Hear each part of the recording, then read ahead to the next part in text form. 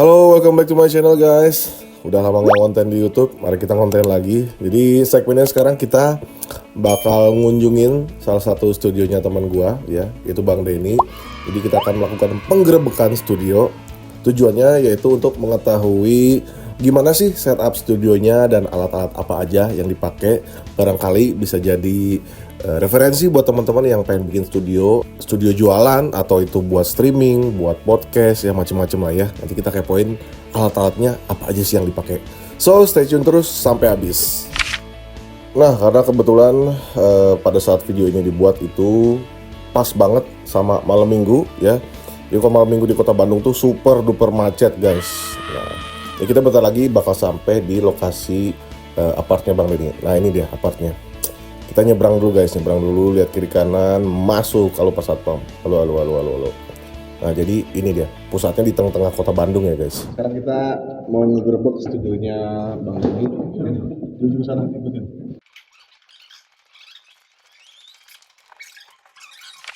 Nah jadi kayak gini penampakannya.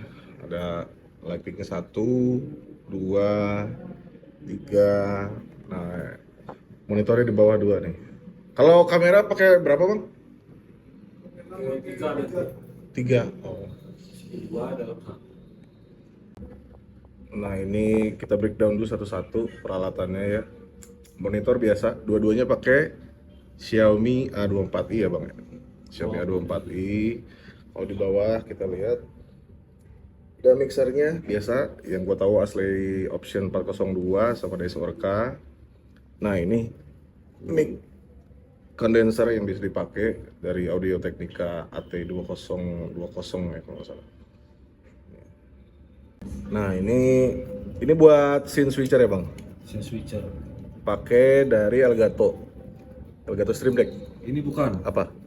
Ini sebenarnya apa sih? MIDI dia masuknya. Ya. Tapi cara kerjanya mirip-mirip kayak itu ya, Elgato Sama. Stream Deck. Kalau ini kan kita harus ini nih.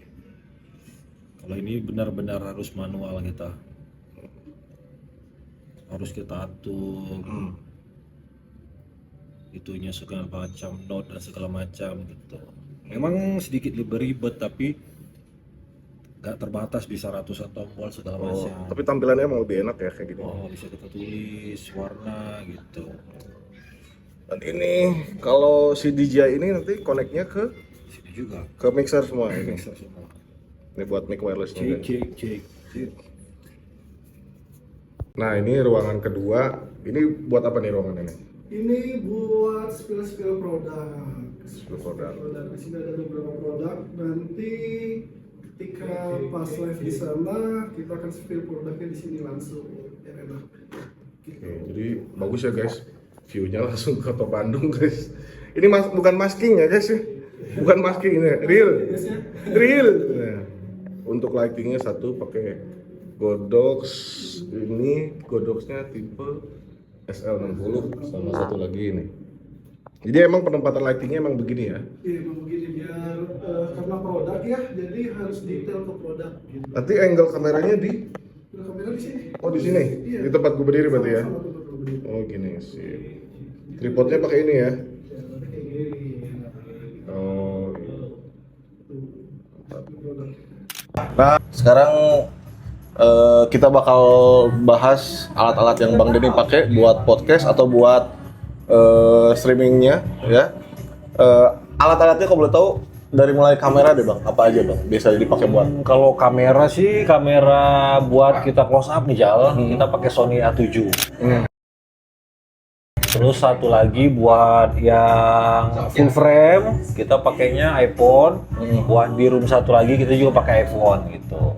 Berarti 2 iPhone, 1 kamera. Ya. Kalau iPhone-nya koneksinya pakai Droid Cam, tapi pakai yang Pro. berapa? Oh, berbayar berarti? Bayar. Itu berapa sebulan Bang? Itu per tahun. Per tahun 79.000. 79.000. Ya, buat satu device tapi ya. Satu device? Ya. Oh, nggak bisa lebih dari satu device? Kalau misalnya kalian punya iCloud yang sama, dua handphone bisa. Oh, berarti HP yang satu lagi pakai iCloud yang sama kalau mau. Pakai iCloud yang sama. Kalau iCloudnya beda, harus bayar 2. Oh, selain Droid Cam pakai apa lagi? Yang proper sih selama ini pernah pakai Kemo. Cuman kan Kemonya juga satu harus berbayar. Terus juga fiturnya kurang buat kita ngatur white balance segala macam gitu. Lebih lengkap di Droid Cam sih. Kalau di Prism Lens dulu, Kalau Prism Lens dulu selama free, aku dulu pakai Prism Lens. Prism Lens. Tapi sekarang kan berbayar juga. Ada watermark nih soalnya, ada watermark. Bener. Nah, kalau untuk ini Bang, mungkin kita bisa lihat Apa tuh? dikit. Kita belajar juga soal lighting lah ya. Nah, mungkin bisa dijelasin Bang, satu-satu nih. Ini lightingnya buat apa, itu buat apa, itu buat apa, buat apa. Mungkin dari sini. Sebenarnya sih kalau teknik lighting tuh kita pakai benar teknik videografi atau fotografi ya. Kita pakai 3-point lighting namanya. Ya. Nah, buat yang godok ini kita apa namanya key light. Key light Yang paling nih. terang. Oh ini. Terus kalau yang sini buat fill light. Ini ya, dimnya paling gede. Ini paling gede. Dimnya paling gede. Ya. Terus ini fill light. Biar tapi lebih terang ini ya. Ya. Biar ada sedikit bayangan di muka kita. Sama satu lagi kita pakai backlight. Yang di ujung itu, Ya. itu warna putih atau warm? Itu pakai warm. Pakai yang warm. Iya. Kalau itu fungsinya mungkin kalian banyak yang udah tahu juga lah ya. Jadi biar ada ambience cahaya di apa namanya? Belakang Di badan lah ya. bahu. Jadi pemisah antara Iya. objek sama background lah ya. Biar kepisah gitu. Oke.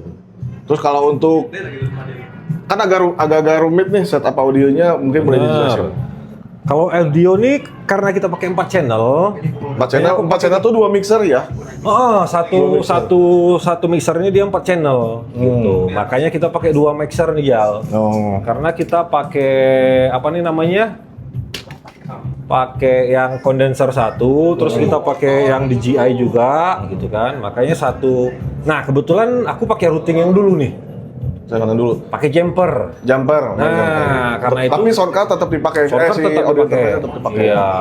Berarti mixer yang satu itu untuk Untuk khusus mic. mic yang kondenser. Kondenser sama ini sebenarnya di sini. Oh, jadi satu mixer. Ya, karena kan kita juga butuh input itu kan, input audio, Nah, back song lagu. Aku routingnya nggak dari audio device. Jadi masuk ke routingnya masuk ke mixer juga, Jal. langsung di mixer. Biar kita bisa aturnya di mixer gitu. Makanya butuh 2 mixer. Tapi kalau kalian punya 6 channel ya cukup satu. Cukup satu ya. Iya. Cukup satu. Terus kalau mic, kenapa pilih kondenser Bang? Kalau kondenser sih sebenarnya sih lebih empuk sih. Lebih empuk. Kalau buat ngobrol itu kan cakep gitu kan. Cuman mungkin minusnya bocor lah ya. Ya, resikonya bocor gitu. Makanya pinter-pinter kalian lah nentuin kalau di pinggir jalan, udah kacau gitu. Nah mungkin ini teman-teman suka banyak yang kepo soal kamera ya, karena sekarang kan kalau teman-teman lihat yang streaming tuh banyak yang pakai kamera yang bagus-bagus ya Bang. Ya. Kenapa pilihan Abang jatuh ke Sony A7? Terus boleh dijelasin nggak lensanya pakai apa? Kalau ini sebenarnya kamera aku udah lama ini, udah hampir 12 atau 13 tahun ini. Buset. Tuh. Nah, aku suka ini karena full frame. Ya. Kalau full frame tuh jelas dia bokehnya lebih tebel istilahnya daripada APS-C ya. Terus kenapa aku milih 50 mm? Karena emang fungsinya ini buat close up. Jadi kalau kita bertiga gini, makanya aku milih iPhone. Kalau buat yang close up, aku pilihnya yang ini gitu. Jadi biar depth of field-nya kelihatan gitu. Tapi kalau ini kan live-nya berjam-jam nih, dan Oh. intensitas penggunaannya tuh hampir tiap hari kan. Panas nggak? Kalau sebenarnya di atas 4 jam disarankan kita pakai kipas sih. Kipas cooler Kalau ya. masih di bawah 4 jam sih masih aman sih. Gitu.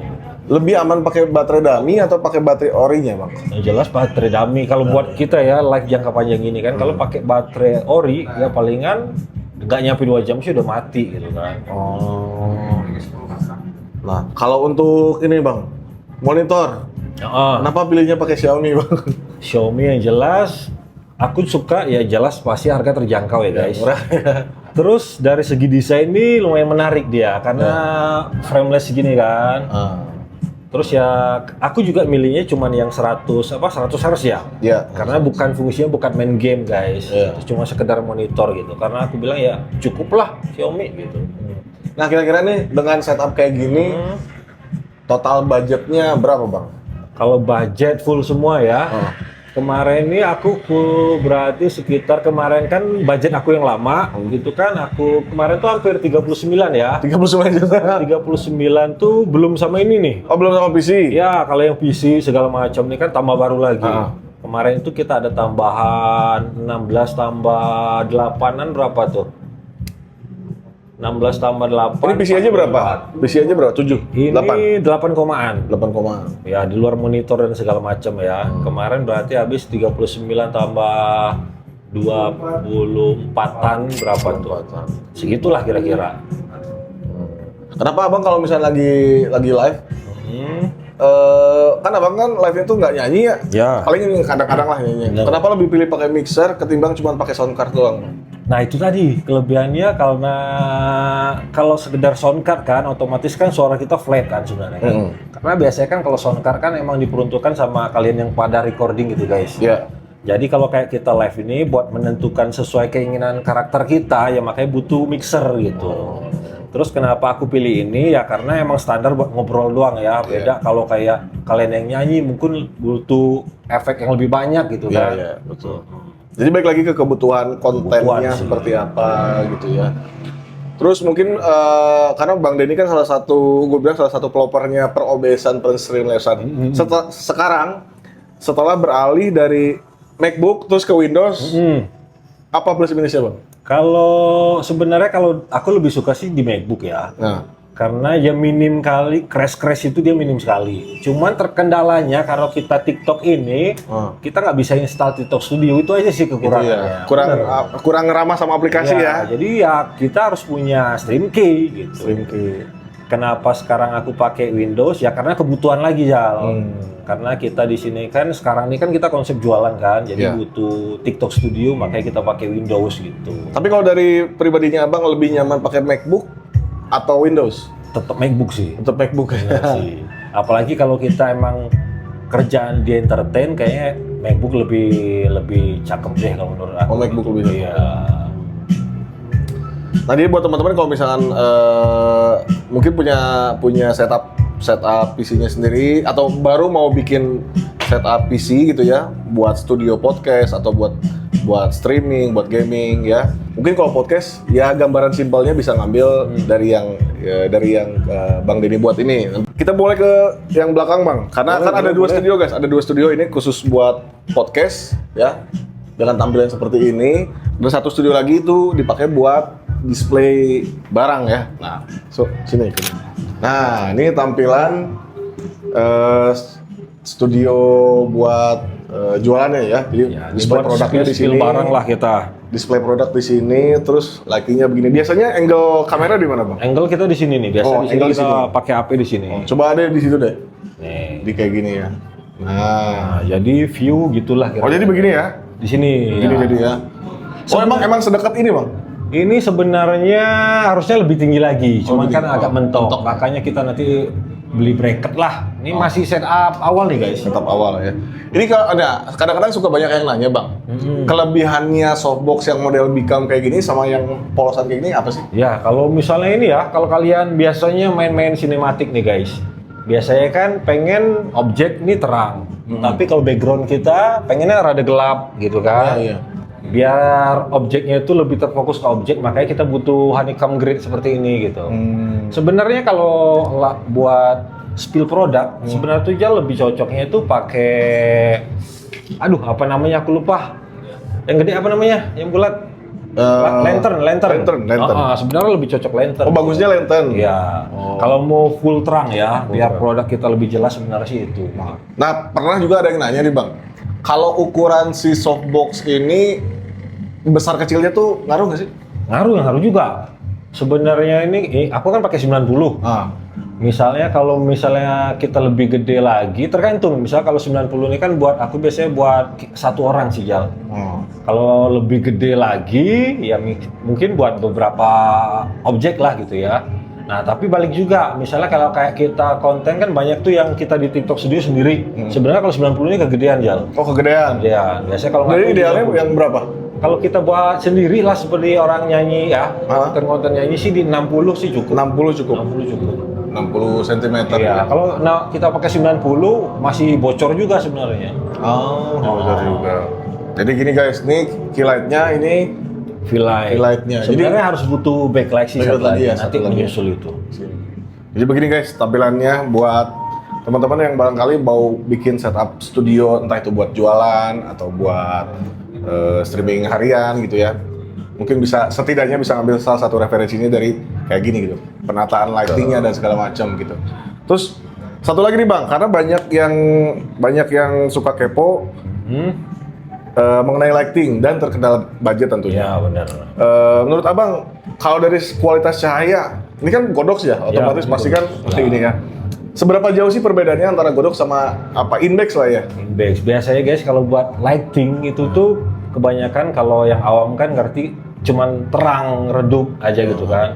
Watt 100 watt 150 watt. Iya. Sebenarnya sih kalau buat kita di videografi atau fotografi itu ada yang namanya CRI. CRI itu apa? CRI ini 100% itu CRI itu cahaya matahari jal. Saya mau Semakin tinggi dia itu semakin menyerupai cahaya matahari. Jadi lebih natural gitu. lebih natural. Kalau Godok nih kan klaim mereka nih kan CRI di atas 90-an. Sebenarnya Inbex juga seperti itu, tapi ya maklum lah kan ada Harga, klaim ya. gitu. Kalau menurut aku sih mungkin di bawah itu sih kalau Inbex gitu. Jadi semakin tinggi CRI, cahaya yang kena ke objek itu semakin natural gitu. Jadi kita fokusnya ke CRI itu. Berarti ada batas minimum CRI nggak, Bang? Iya, kalau udah di bawah 80 ya nggak recommended. Recommended. Kadang kan juga banyak tuh teman-teman ngakalin tuh pakai bohlam. Iya. Nah, ininya gini kan, sombongnya gini, tapi pakai bohlam. Sebenarnya nggak proper juga. Jadi? Karena apa ya? Karena kalau kita mata ini kan nggak kelihatan jal. Misalnya kita semakin tinggi speed shooter gitu kan, biasanya ada flicker. Iya betul. Nah, itu juga kualitas lighting tuh juga dilihat dari sana gitu. Kalau misal lighting yang agak abal-abal, biasanya di main speed shooter tertentu itu dia bakal flicker gitu. Nah, semakin bagus lighting, dia nggak ada flicker. Makin nggak ada flickernya. Iya. Gitu. Tadinya aku pikir gini Bang, flicker itu muncul karena memang kita cuma harus ngatur shutter speednya aja. Ternyata enggak ya? Enggak, itu ngaruh dari lampu. Kalau dari shutter speed sama ISO itu ada rumusnya nggak sih sebenarnya? Misalkan shutter speed berapa, ISO ya berapa? benar, itu ada namanya segitiga exposure. Segitiga exposure. Itu kalau kita konten videografi, bentar lihat Shopee ya. Sebenarnya kalau kita yang namanya videografi, fotografi itu yang hal yang paling umum, yang paling basic itu harus ngerti namanya segitiga exposure. Karena yang namanya kamera itu kan dia istilah itu pasangannya itu cahaya gitu. Nah, di segitiga exposure itu kita harus nentuin yang namanya speed shooter, terus ada yang namanya ISO, ada yang namanya white balance, diafragma. Oh, diafragma. Ya, F number namanya. Nah, itu saling berkaitan. Misalnya F number-nya kita naikin, nah yang ini narik nih. Iya. Nah, di mana titik balance itu kan biasanya di kamera itu ada namanya light meter. Kan ada ngeliat tuh -1 atau 0 di situ. Sebisa mungkin di 0 sih gitu. Di kan. 0. Iya. Itu tergantung juga kalau kita misalnya pengen main bokeh, otomatis F number-nya kita gedein. Nah, karena gede cahaya yang masuk kan banyak. Otomatis speed shooter harusnya lebih naik. ISO harusnya lebih turun. Nah, seperti itu. Misal kalau kita low light, otomatis kita harus mainnya bukaan gede biar cahaya yang masuk lebih banyak. Sama ISO juga harus naik. Nah, speed shooter ya. Makanya nanti itu harus kalian pelajari namanya segitiga exposure. Kalau dari misalnya kita udah segitiga exposure-nya, placing lighting udah bener, penempatan udah bener, setting lighting udah bener, itu ngaruh nggak sama kualitas kameranya yang dipakai? Misalkan kan kalau sekarang tuh orang-orang khususnya yang streaming ya lebih cenderung memilih Sony. Memang apa sih Bang kelebihannya Sony itu Bang? Sony ini karena apa ya, lebih kita sebagai user tuh dia ramah lah ibaratnya ya. Terus juga dari segi kualitas gambar tuh emang sih Sony lebih natural sih. Lebih natural. Banyak juga teman-teman yang suka Fuji karena skin tone-nya lebih asik. Sebenarnya, betul. Sebenarnya sesuai kebutuhan kita juga sih sebenarnya gitu. Kalau misalkan si Sony A7C yang A7 yang Abang pakai ini biasanya dia tuh head to head-nya sama apa sih? Kalau di brand lain tuh? Kalau ini biasanya kalau di Lumix itu GH5 bisa. GH5. Kalau di Fuji sih aku nggak terlalu ngikutin Fuji ya. Kalau Canon mungkin ya R berapa sih aku lupa gitu. Karena sih emang fokusnya lebih ke Sony aku gitu. Sony ya. Berarti dari dulu emang user Sony ya, Bang? Ya. Nggak pernah pindah kamera, nggak pernah ganti brand? Sebelumnya Lumix. Oh, sebelumnya Lumix? Sebelumnya Lumix. Sebenarnya kalau buat videografi sih Lumix itu lebih asik sebenarnya. Oh, Lumix. Serinya apa kalau boleh tahu, Bang? Dulu pakai GH5S juga pernah. GH5S. Cuman kendalanya tergantung lagi ya, karena aku kan lebih suka yang full frame. Karena kalau Lumix ini sensornya itu lebih kecil, Zal. Micro Four Third apa namanya? Jadi kalau APS dia kan jadi setengahnya full frame. Iya. Jadi otomatis dia banyak lebih nge-crop. Nah, tapi kalau Lumix ini dia karena teknologinya canggih, dia bisa mengakalin itu gitu. Kalau dari segi misalnya ada teman-teman, Bang, kira-kira buat streamer pemula pengen beli kamera, Abang lebih ngerekomennya apa? Mau itu yang baru ataupun yang second misalkan? Kalau sekarang sih palingan ke 6.300 lah. Minimum? Iya. Minimum pakai itu? 6.300 ke 6.400 saya itulah. Ada signifikan bedanya 6.300 ke 6.400? Nggak terlalu sih. Kalau sekarang tuh yang jauh signifikan tuh di 6.700. Oh, 6.700. Ya, itu cakep banget. Perbedaannya apa, Bang, biasanya? Itu dari lompatnya segi, dari mana itu? karena dari segi apa sih namanya fokus tracking itu jauh lebih cepat. Oh. Terus fitur-fiturnya dia tuh yang terbaru di Sony sekarang itu. Nah, dan mungkin satu lagi nih yang suka jadi pertanyaan teman-teman juga yang suka komen di streaming gua dan pertanyaan gua pribadi kan kalau kita live berjam-jam tuh kan kadang-kadang ada teman-teman yang suka nyalain autofocusnya berjam-jam. Itu ngaruh nggak, Bang, ke Sebenarnya sih nggak ketahanan juga. Sebenarnya sih kalau aku milihnya autofocus aku matiin. jadi manual fokus Ya, aja? karena apa? Karena kan aku nggak kemana-mana. Balik lagi kebutuhan sih. Nah, terus kalau juga autofocus berjalan berjam-jam, itu kan pasti ada motor yang bergerak kan. Betul. Nah, ya pasti juga bakal ngefek dalam jangka waktu yang panjang gitu. Karena aku sih lebih milih sih ke manual fokus gitu. Jadi kalau buat streaming berjam-jam dan tiap hari disarankan lebih baik Ya. pakai manual fokus aja. Kecuali kalau kalian emang kayak mau spill barang yang begini-begini, otomatis harus pakai autofocus gitu. Jadi baik lagi ke konsep streamingnya, Iya, bener. konsep visualnya seperti apa gitu ya, mungkin seperti itu. Oke, jadi terima kasih buat ilmunya. Nanti kita gerebek lagi studio teman-teman gue yang lain. Tetap pantengin terus channel gue. Thank you, Bang Denny, buat Thank ilmunya. you. Thank Buat you. teman-teman jangan lupa di follow juga akun TikToknya ya, dan Thank you, akun guys. Jai Pro masih jalan nggak? Masih dong. Masih ada ya, boleh Nanti ada dikepoin juga juga. di bawah sini nanti. Ya, siap. Thank you so much. Thank Bye-bye. you guys.